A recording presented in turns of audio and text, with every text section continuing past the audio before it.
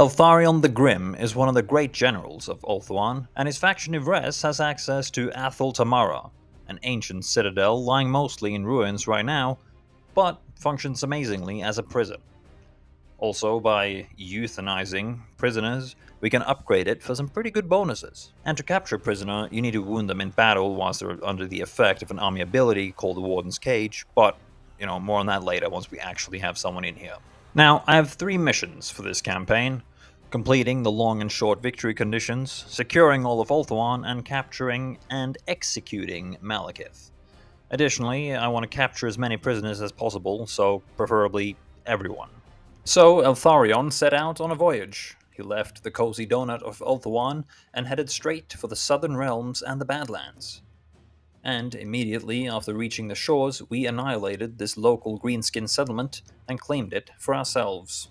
Which left us with a choice. Do we fully commit to this crusade against the greenskin scum, or do we still oversee our home of Tor Ivres? I did, however, decide to go all in on cleansing the greenskins and left the politics of Ulthuan to Tyrion and Eltharion. And, the 25k signing bonus was definitely also a plus. With my slightly improved army, I marched Eltharion deeper into Greenskin land and found the rest of the top-notch settlements and armies, which also meant we had our first proper fight on our hands. This was a choke point battle, and the idiot orcs charged right into my arrows and artillery, so yeah, it went pretty good. With that win secured, I went straight for their capital, and after sieging it for a bit, Eltharion took that too. We did lose a few brave souls on this one, but that was a sacrifice I was willing to make. Men can be replaced, but time is fleeting. Then, on turn 7, Trace had been destroyed, so I was starting to doubt whether I'd made the right choice in trusting my kin to handle Ulthuan, but I gave them the benefit of the doubt for now. And then, by turn 8, Top Knots was destroyed, and we had successfully cleansed the province of the Greenskins. Which was a short-lived happiness though, because look who my new neighbor is. This guy. Also, this emo cow decided to declare war on me. Now, you might call that rude, but I was going to do that anyway, so he just saved me a few clicks. News of my epic victory over Top North had also made its way through the lands, and Gorbad Ironclaw didn't really approve, so he also declared war. Now, I will admit that I had come to these lands for the sole purpose of war and prisoners, but things were heating up a little too quickly, especially with this Balrog cosplayer I had to my south. Malagor started his war effort by dying heroically to my garrison. A brilliant move. I also needed another army, so I went to recruit another lord.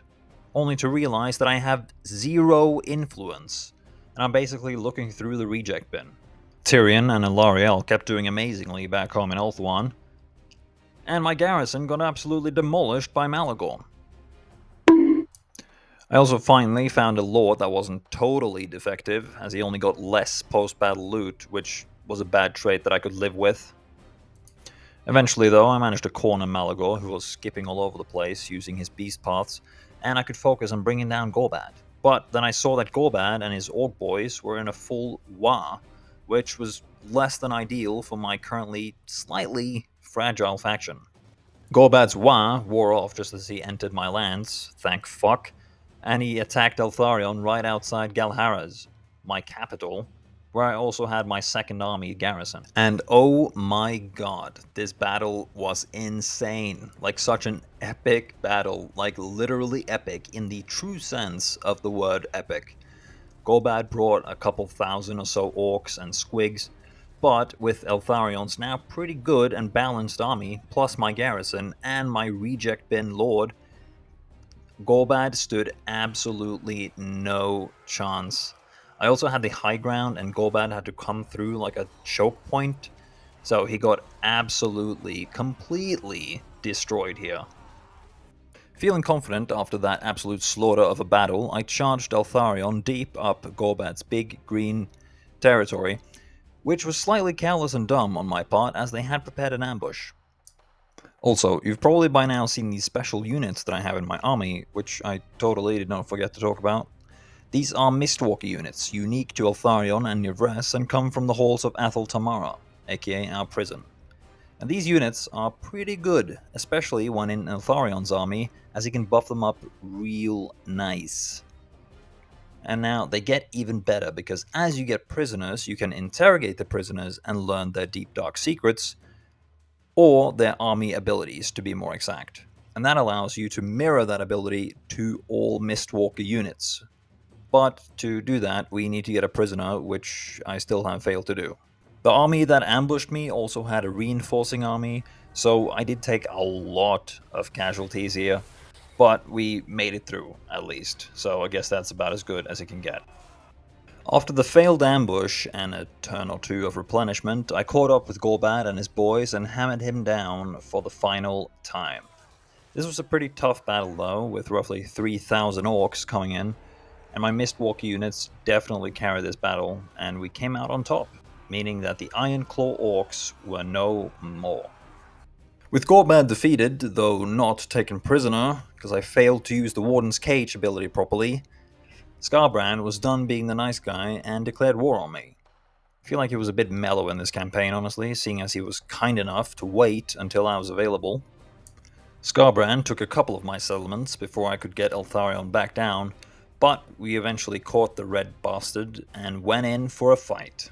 I set up a solid defensive position where my missile units could get the best range and firing time, and got ready to be charged down by all these Khorne units. I was ready though, because my prison was getting cold and I figured Skarbrand would make for a perfect radiator. I had all my missile units focus firing on him and waited until the perfect moment before I put down the Warden's Cage. Now the Warden's Cage also lowers the target's armor by 60, causes damage, and prevents them from moving, making them a lot weaker. And then, ladies and gentlemen, well, I say ladies, but you know, we finally had our first prisoner. My boy Cavill also deserved some recognition for his efforts in my campaign, so I gave him the title of the Sentinel, which gave him some decent buffs. While Skarbrand was sitting uncomfortably in his cell in Athel Tamara, I went on to take back my settlements. Now, keeping Skarbrand locked away not only prevented him from taking up a new army and being back in the fight, but it also gives us some extra leadership when fighting against his faction. I also took care of this random Greenskin army along the way. At this point, I had taken most of Skarbrand's settlements, but his faction was still alive somehow. So, purely out of the goodness of my heart, I indoctrinated him to give him a chance to fight back, which also gives me a line of sight over all his settlements. Now, in return for getting rid of him, I got some Warden's supplies, which can be used to restore and upgrade Athel Tamara itself, and I used it to get more capacity for the Athel Tamara Faithbearers, my Mistwalker Sword Infantry. Additionally, we only had one cell in our prison, and seeing as I had only captured one prisoner this whole time, I needed more. Well, I mean, the one prisoner was Skarbrand, but that still only counts as one, to quote Gimli. With Skarbrand dealt with, for now, I decided to have some fun and went away to do the first quest battle.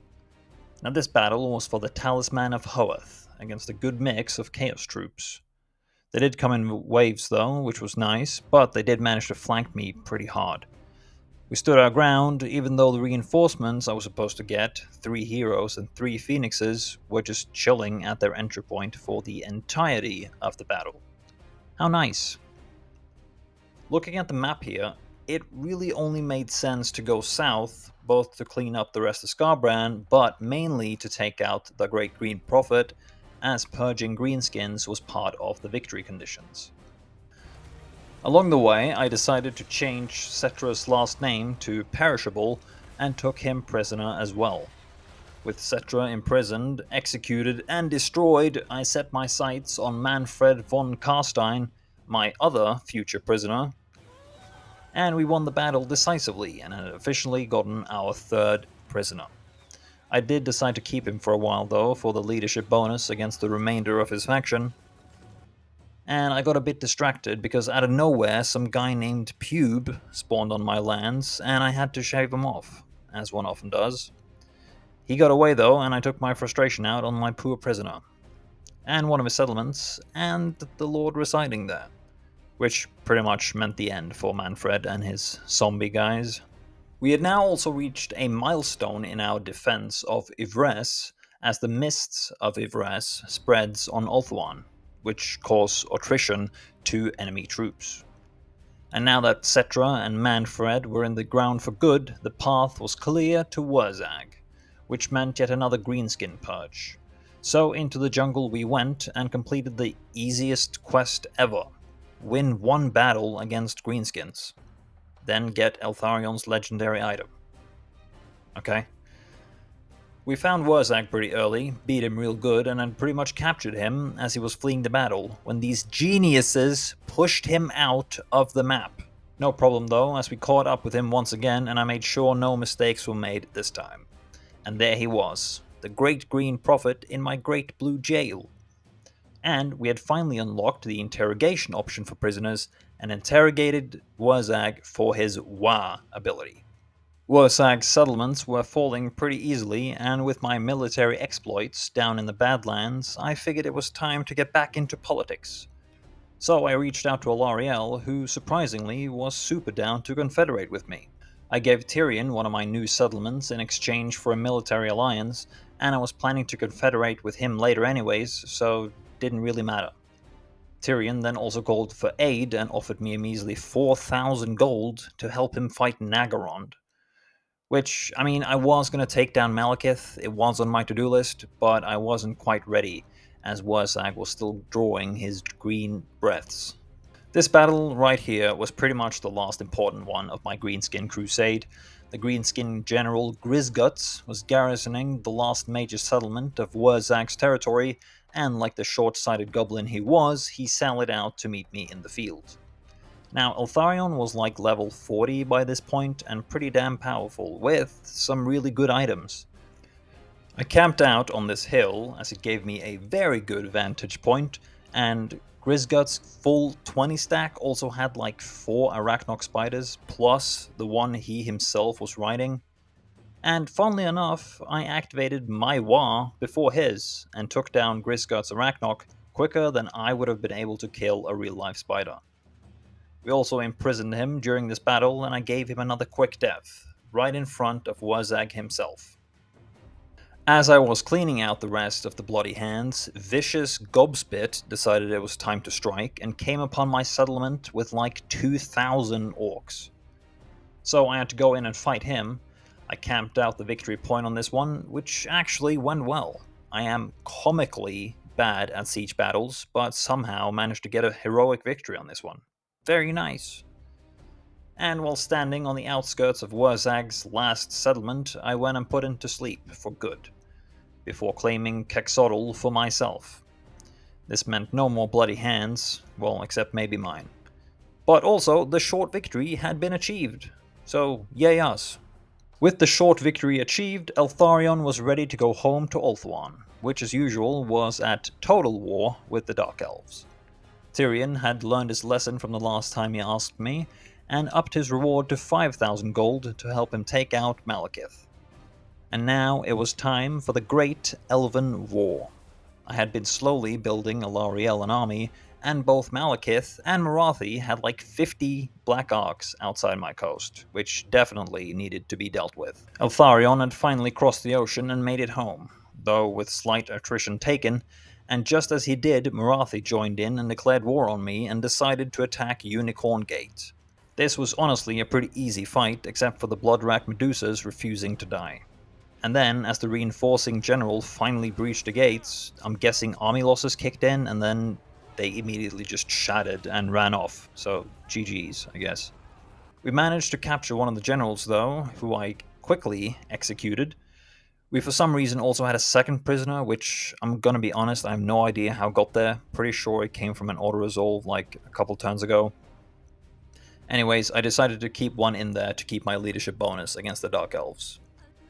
Eltharion had taken some damage fighting her way towards the Shrine of Cain, but thanks to some help from Tyrion's armies, she made it, and we captured it. Tyrion's settlements and armies were looking pretty tasty at this point, so I used some of the influence that I was finally steadily gaining to manipulate him into liking me more. Back in the jungles and the Badlands, things were getting a bit tense, as Kairos Big Bird was starting to get a bit hostile, so that was something I had to keep my eye on. My manipulation tactics had worked wonders on Tyrion, and he was finally willing to confederate with me, making me the supreme ruler of Ulthuan, and another mission ticked off. I was now top elf. Did have lots of work to do though, commandments to issue, and like 6 terrible armies that needed cleaning up and recruiting, but we were on our way to greatness. With some of Tyrion's armies somewhat operational, I was striking back where I could and picking off some of the runts of the Dark Elf's armies, caught another prisoner and indoctrinated him, as that gave me line of sight over his whole faction. Malekith and Morathi had also landed on my shores and were pretty much destroying everything they came across, as most of my armies were still recruiting.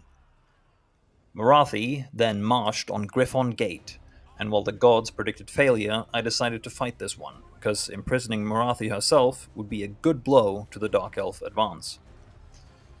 Morathi, as expected, flew straight onto my walls, and it took a lot of arrows and elven lives, but I brought down the Warden's cage on her, and just like that, Morathi was mine.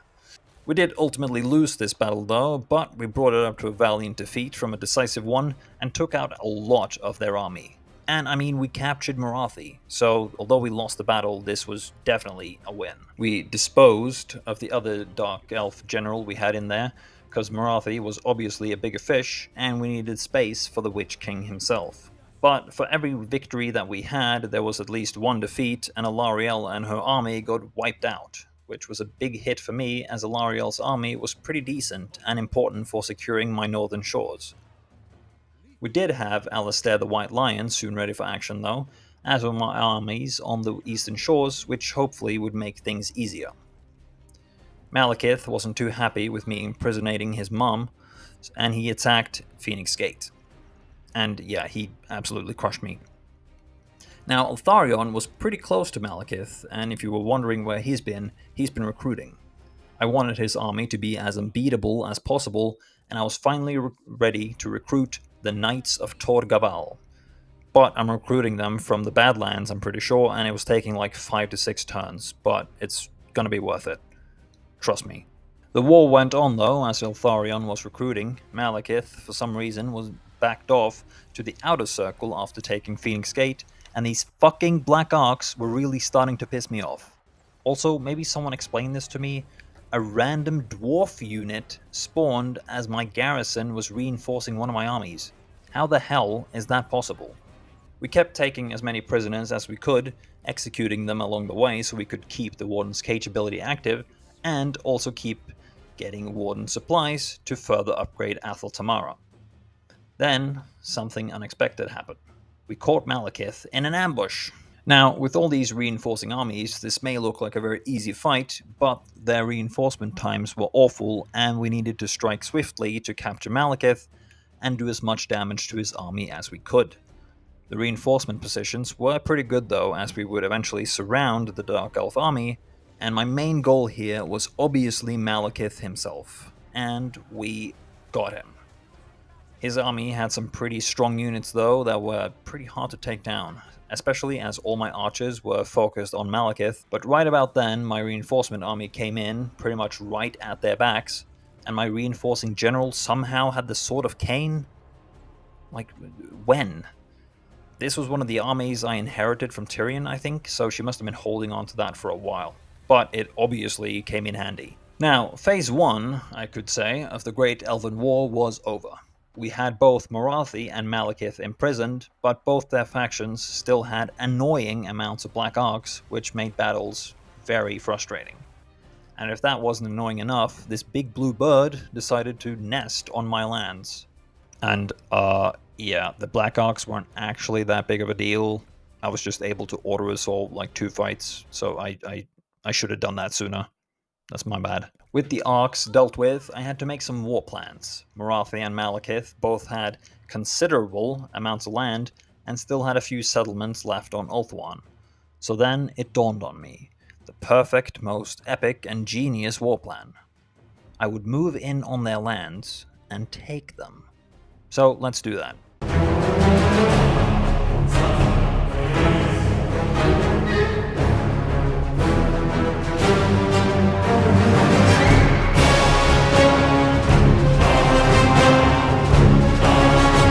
That took a while, but Marathi and her cult of pleasure was gone, and Nagaron was crumbling pretty hard, with Eltharion capturing Nagaron itself.